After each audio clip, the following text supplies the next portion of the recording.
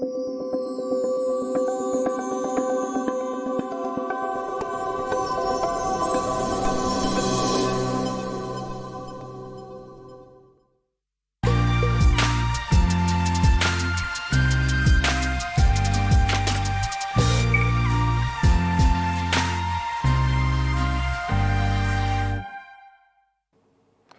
to everyone.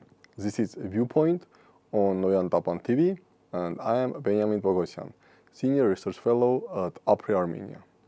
Today we will discuss the current phase of Armenia-Azerbaijan negotiations and the endgame of Azerbaijan.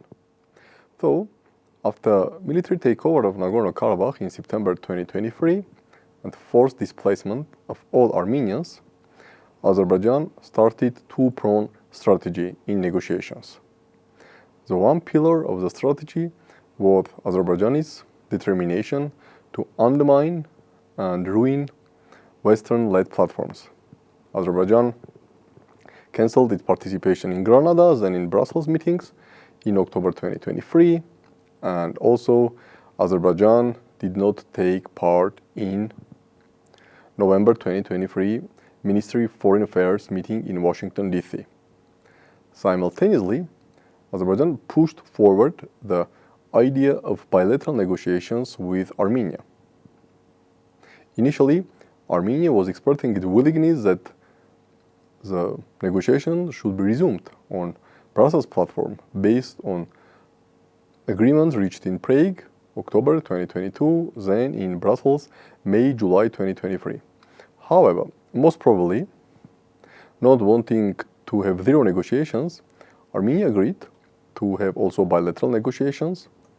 There was a statement adopted on December 7, 2023 on exchanges of some of POWs and also on Armenia's agreement to allow Baku or not to veto Baku's hosting the COP29 climate conference in November 2024.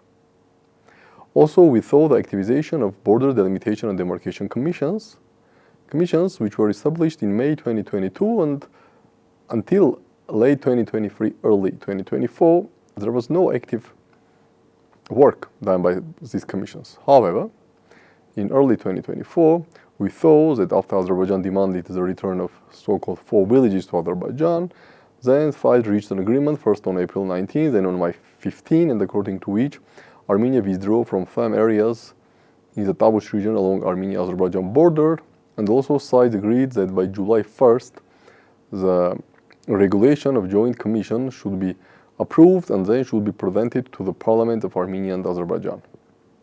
However, what are the main goals of Azerbaijan in the current phase of negotiations? Goal number one is to solidify post-2020, September 2023 status quo. To solidify the situation when there is no self-recognized Nagorno-Karabakh Republic, zero Armenians in Nagorno-Karabakh, and also to force Armenia to push away the issue of Nagorno-Karabakh, future of Armenians of Nagorno-Karabakh, right of return from negotiations. And we have to say that Azerbaijan succeeded because the current Armenian government stopped use of term of Nagorno-Karabakh or anything regarding Nagorno-Karabakh. The only thing which Armenian government speaks about Nagorno-Karabakh Armenians is the necessity to integrate them into Armenia and to provide them humanitarian support. The second, Azerbaijan wants to counter the growth of Western influence and involvement in South Caucasus. And to reach this goal, Azerbaijan undermines the Western platforms. But also, Azerbaijan uses its efforts to undermine Western platforms in its trading with Russia, telling Moscow that, look, I am sure you are not interested to see more West in the South Caucasus. Even more, I am sure that Russia, you view the growth of influence in South Caucasus by the West as a threat to your national interests. So look, while Armenia is not stop speaking about Western platforms, Brussels, some Granada principles, Brussels principles, or whatever, I simply ruined these formats. No more Brussels format, no more US formats. So look, I help you to reduce Western influence in the South Caucasus, which means that, okay, I'm your ally.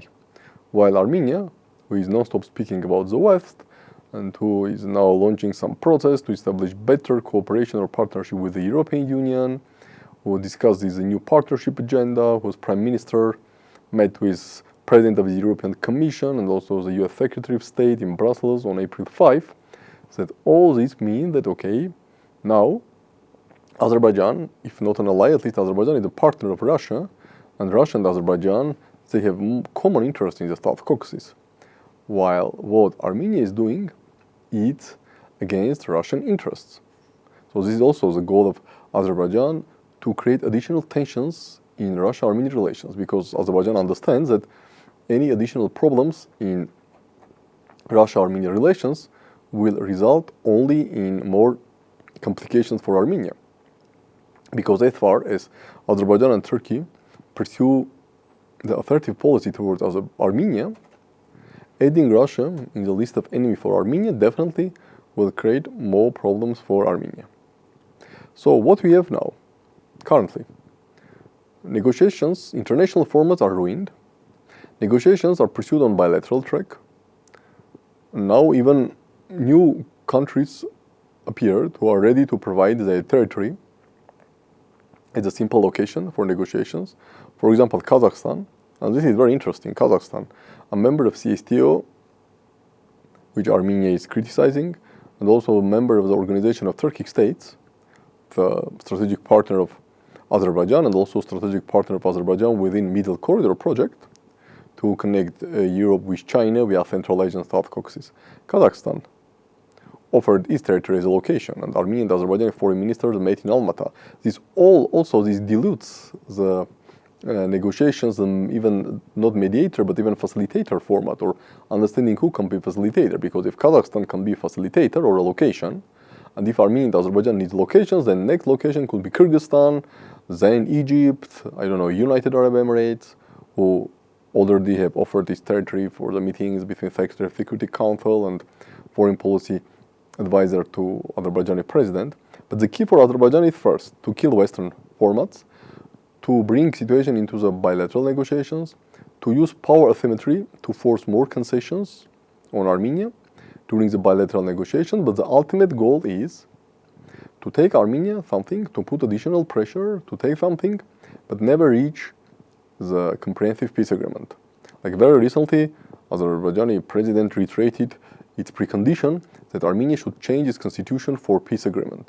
All understand that constitutional changes will take time, and it will be extremely difficult for Nikol Pashinyan to push forward for constitutional changes under the direct threat or demand of President Aliyev. Yes, Pashinyan can say that, look, I criticized the constitution even before Velvet Revolution, I promised to change constitution immediately after Velvet Revolution, so after 6 years after my promises, I finally decided to realize my promise. But again, it's almost on a daily basis, as we hear from President Aliyev demands to change the constitution, it will be extremely challenging for Armenian government to say that, look, the amendments of constitution or the adoption of new constitution has nothing to do with Azerbaijan. And given also the current protest movement in Armenia, it means that for Pashinyan it will be extremely challenging to push forward the constitutional amendments, and definitely President Aliyev knows that.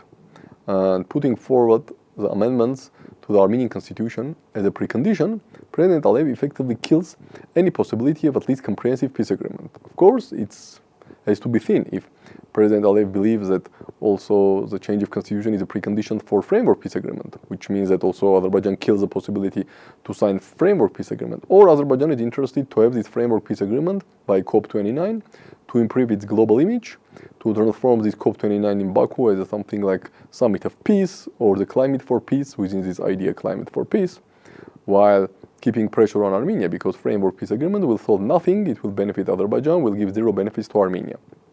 We have to see. But one thing is clear, that Azerbaijan has zero intention to sign a comprehensive peace agreement, that Azerbaijan has intentions to use bilateral format to put more pressure on Armenia, to take more concessions, and this is a never-ending process. This is all for today, and we will meet soon.